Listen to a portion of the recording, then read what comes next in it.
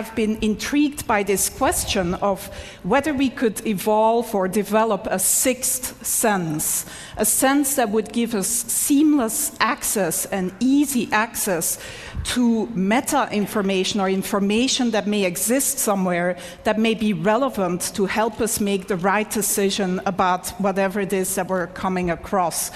And some of you may argue, well, don't today's cell phones do that already? But I would say no. When you meet someone here at TED, and this is the top networking place, of course, of the year, you don't shake somebody's hand and then say, can you hold on for a moment while I take out my phone and Google you?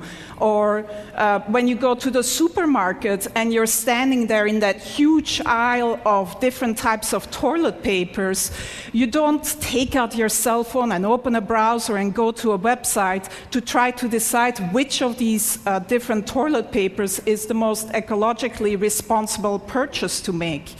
So we don't really have easy access to all this relevant information that can just help us make optimal decisions about what to do next and what actions to take.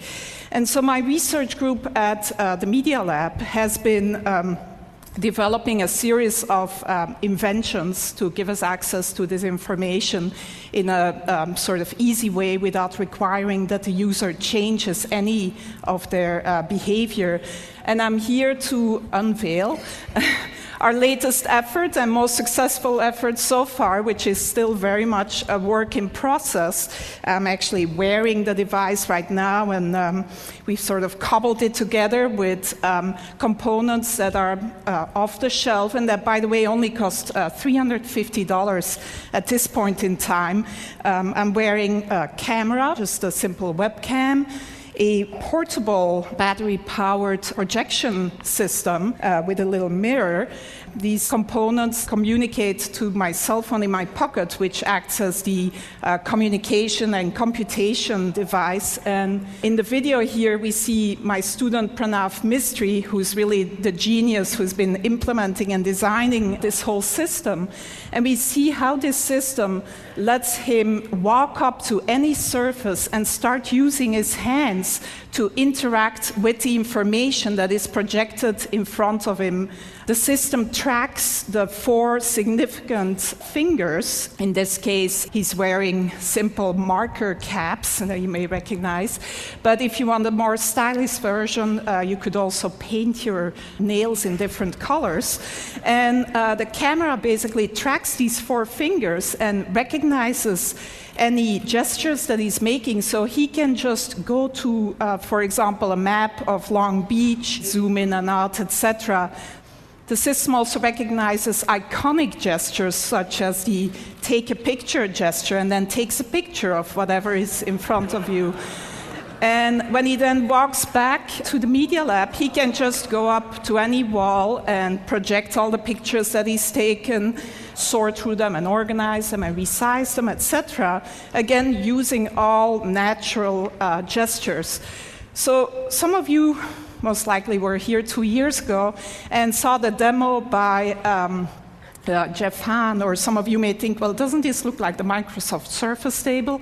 And yes, you also interact using natural gestures, both hands, etc.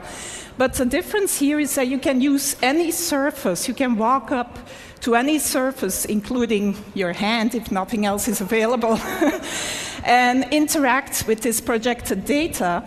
The device is completely portable and can be...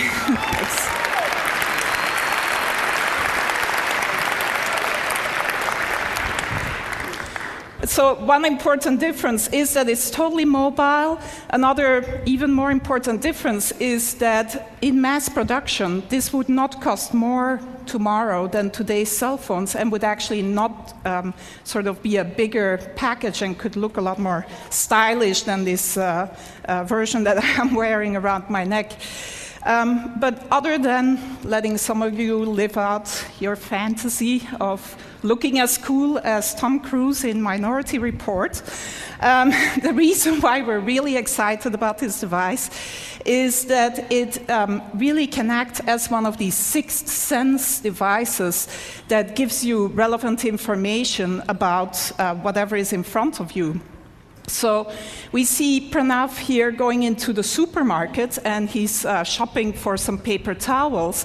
And as he picks up a product, the system can recognize the product that he's picking up using either image recognition or marker technology and give him the green light or an orange light.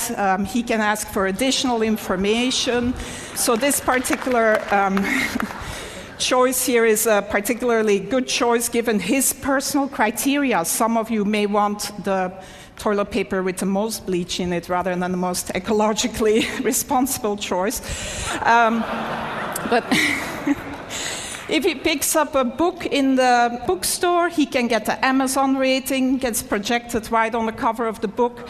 This is Juan's book, our previous speaker, which gets a great rating, by the way, at Amazon. And so Pranav turns the page of the book and can then see additional information about the book, reader comments, maybe sort of information by his favorite critic, etc.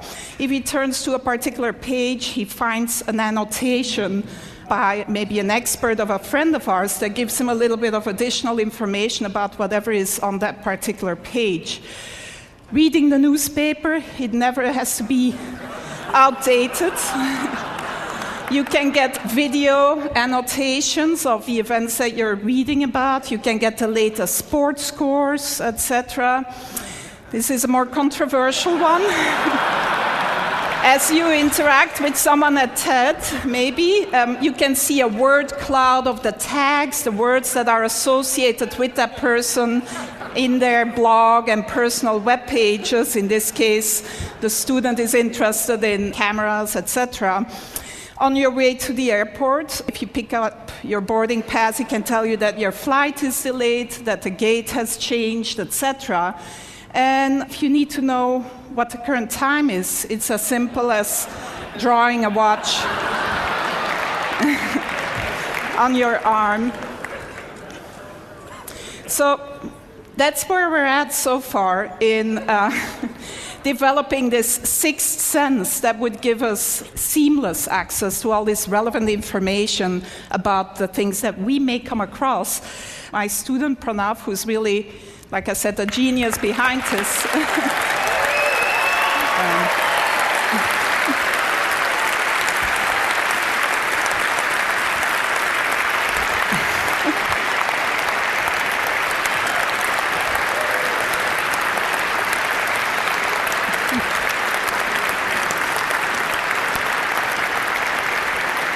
He does deserve a lot of applause because I don't think he's slept much in the last 3 months, actually. And his girlfriend is probably not very happy about him either. But it's not perfect yet. It's very much a work in progress. And who knows, maybe in another 10 years, we'll be here with the ultimate sixth sense brain implant. Thank you.